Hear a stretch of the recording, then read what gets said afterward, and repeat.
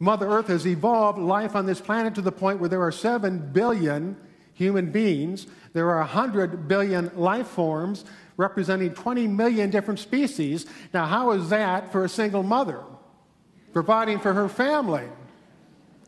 It's absolutely incredible. When we step back and look at the Earth from distance out in space, we see that it is nothing more than a tiny speck of dust. You know, we have it outlined on your brochure, whatever you call that thing. What is that? Order of service, bulletin. It takes on a different name every 6 years, I think. But anyway, if you see that little speck of dust, you have to look real hard. In that stream of light, that is Mother Earth. And as I said before, it is nothing more than a speck of dust when compared to the big superstars that are out there. Yet on that tiny little speck of dust has come every word that's ever been spoken as far as we know. From that little tiny speck of dust has come every song that's ever been sung, every laughter that's ever been shouted out, every tear that's ever been born of sadness. From that one tiny little speck in the universe. From that has come every invention, every discovery. Every created thing has come from that earth. Now that makes it so special, because as far as we know, that doesn't exist any place else that we can see. That one little tiny planet in the universe, all by itself, is responsible for every great piece of music, such as Mozart, every great piece of drama, such as Shakespeare. Just imagine what this earth has put forth. It's absolutely incredible. Now then, we have evolved to the point as human beings where we have become caretakers of the earth because we actually have become in control of the earth. We make decisions that determine the earth's atmosphere. We make decisions that determine what species will live and what species will be exterminated. We make decisions that determine what the future of the earth is going to be. We are the caretakers. And so the question arises with that in mind, what is my role, or what is our role collectively as caretakers of the earth? And are we doing it properly, or do we have to step back and question the way we think about the earth and determine a new way to treat it? What would that be? If we look at the trend of human beings for the last 10,000 years, it definitely has been on a downward slope in regards to the way we treat the earth. And we know, scientists can tell us, that if we continue that trend, one of two things are going to happen. The earth is going to burn out and be nothing but a crusty ball of molten lava, or it's going to shake us off.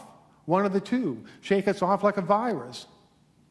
So if we're caretakers of the earth and we're in control of the earth, the next step is to rethink the way we treat the earth and put into line some positive principles that we can all follow individually and hope that those principles will work their way up to the collective mindset of the world's population. If we could ask Mother Earth, tell us, what can we do for you? Perhaps the first thing she would say is, shift your thinking from yourself as being apart from the earth to being a part of the earth. You're an extension of me. You're not apart from me. If I am healthy, you're going to be healthy. If I live strong, you're going to live strong. Connect with me as one. Perhaps she would say, take your golden rule and expand it. You say, do unto others as you want them to do unto you. Could we expand that so it says, do unto the earth and all living species what you want done to you? If we could ask Mother Earth, what can we do for you? Perhaps she'd say, please, quit bombing me. It hurts. And every time you drop a bomb on me, thousands of living things are destroyed. The balance of the earth, the balance of my nature is getting offset. If y'all want to kill each other, do it with guns or knives, but quit dropping bombs on me, please. And then perhaps the last thing she'd say, like every good parent has to remind their children of now and then, is try to get together. Try to get along together with each other. You all have something in common with each other as human beings and with the living species on the earth. If we all came forth from the earth, we all operate in the same life force, We all exist by the same method, which is the DNA method. Our commonalities with all of life are much, much greater than our differences. So it is take a look at the diversity of the earth and praise it. And at the same time, recognize the commonality. If you're doing something that isn't good for the earth or isn't good for another species, it's not going to be good for you. And if you do something for yourself that isn't good for yourself, you're slowly moving in a direction that is going to alter everything. So on this week of Earth Day, let us take time to just think about Mother Earth, the great abundance that has come forth from this one little planet in the universe, and start treating the earth exactly the way we want to be treated. And how is that? We want to be loved, we want to be respected, and we want to be treated with kindness. And that is not that difficult to do to every person that we run into and to the earth as a whole. Love, respect, and kindness. As we move into meditation, I invite you to just think about that.